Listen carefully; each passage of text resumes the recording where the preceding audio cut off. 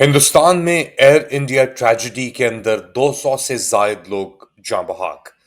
इसके साथ साथ पाकिस्तान से भी खबरें आपके साथ लेके आ रहे हैं, बट पहले लेट अली शो यू के इस एपिसोड में आप सबको खुशामदीद। Do like subscribe and share this content. बात शुरू करते हैं अहमदाबाद इंडिया में, जहां पे एयर इंडिया की एक फ्लाइट बोइंग तैयारा था और वो एक स्टूडेंट्स हॉस्टल के अंदर, मेडिकल स्टूडेंट्स हॉस्टल हॉस्टल के अंदर जाके क्रैश कर गया। 242 लोग इस जहाज, इस तैयारे के ऊपर सवार थे। रिपोर्ट्स के मुताबिक एक बंदा बच गया है जो सीट 11A पे बैठा हुआ था, मगर उसकी भी वजाहत नहीं आई है। बट एटलीस्ट 200 लोग कंफर्म्ड जाँ बहक हो गए हैं। इस एयर इंडिया फ्लाइट जो अहमदाबाद से लंदन के लिए प्रवास कर रही थी, और प्रवास के कुछ ही मिनट सेकंड्स बाद एक मे डे दिया इस जहाज ने। ये अहमदाबाद से टेक ऑफ करके गैटविक एयरपोर्ट जा रही थी, लंदन के शमाल के अंदर जो मुकाम है बेसिकली जिसका।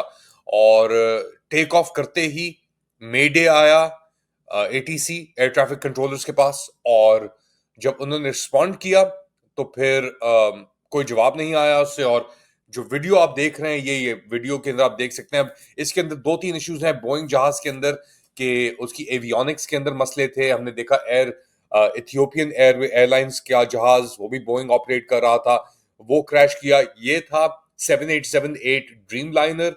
इसके ऊपर भी बहुत शक व शुबात हैं कि ये जहाज, इसके अंदर बड़ी प्रॉब्लम्स थी जो बोइंग ने हटाने की कोशिश की, बेसिकली उनको पेपर ओवर करने की कोशिश की। मगर आप ये वीडियो देख के खुद ही दिखा सकते हैं कि जहाज टेक ऑफ करता है और फिर वो खुद ही बेसिकली नीचे आते आते और डिस्टेंस के अंदर क्रैश करता है, और एक बहुत बड़ा एक आग का गोला ऊपर जाता है। अब इसकी तहकीकात शुरू हो चुकी है। अमेरिकन जहाज था ये। इंडिया के वजीर आजम से लेके पूरी दुनिया भर से कंडोलेंस मैसेजेस भी आ रहे हैं।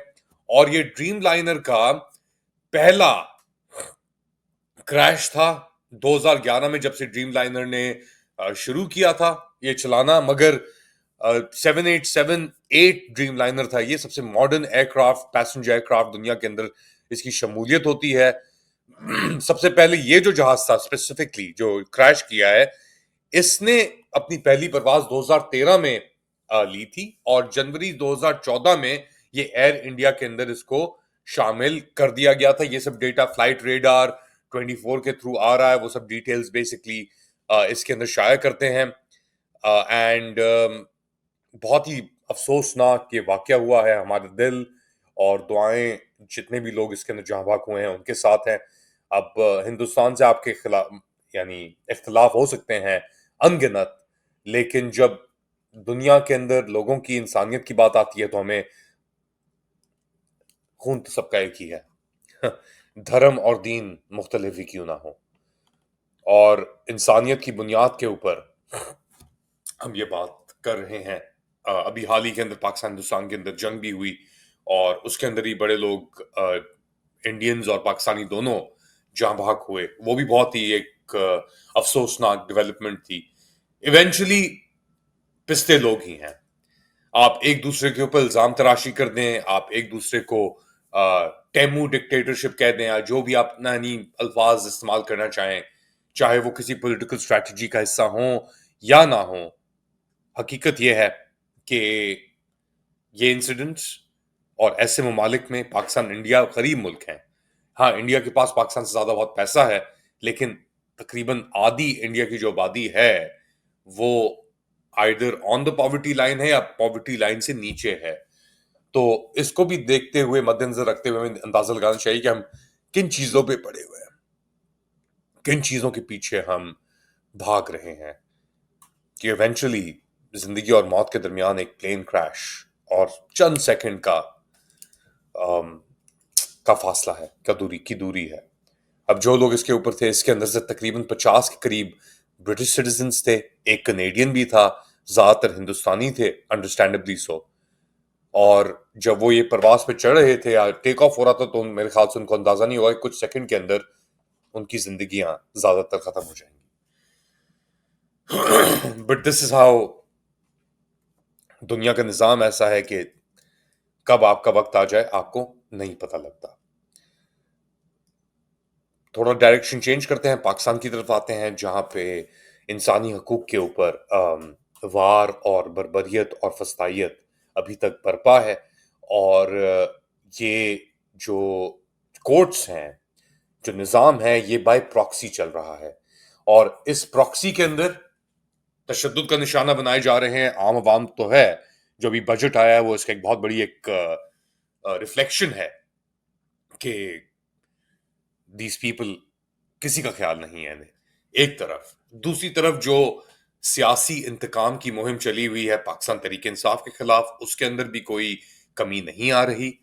ملاقات کا دن تھا پاکستان تحریک انصاف کے لیڈرز اور ان کے جو بانی 650 دن سے جن کو یرغمال کیا ہوا ہے اللیگلی آربیٹریرلی، ان کے ساتھ، عمران خان کے ساتھ، اور ان کو جو لیڈرز تھے جس کے اندر ناصر جٹ تھے، عالمگیر خان، چنگیز خان کاکڑ، رضوان سیان اور ادر دیگر لیڈر شامل تھے، ان کو ملاقات کرنے کی اجازت جیل انتظامیہ نے نہیں دی.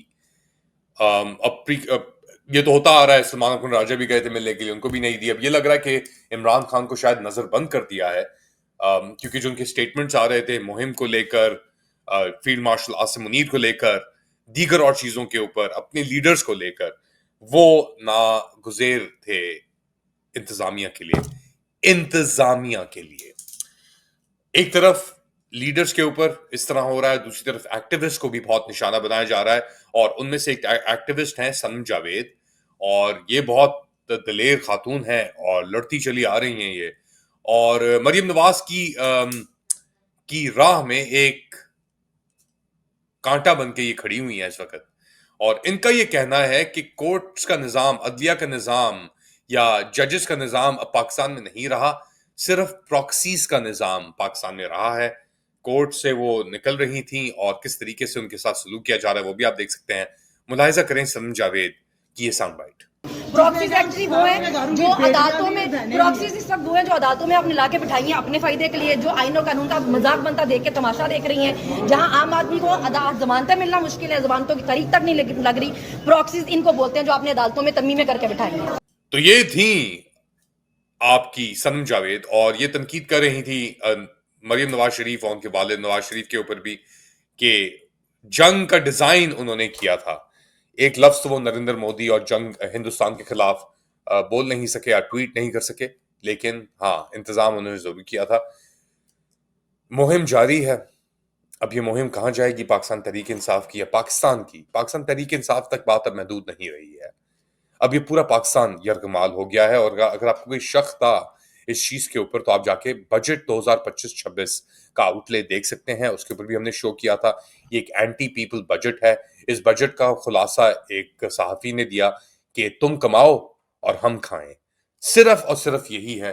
ان کے اندر کوئی ایمان نہیں ہے، ان کے اندر کوئی احساس نہیں ہے، ان کے اندر کچھ اور صلاحیتیں بچی نہیں ہیں. اور اسی لیے جو انہوں نے اپنی آمدن کے اندر جو اضافے کیے ہیں ایک دوسرے کو، 5 لاکھ روپے اس کی بڑھا دو، 10 لاکھ روپے اس کی بڑھا دو، اسپیکر کی سیلری کر کے 13 لاکھ روپے کر دو.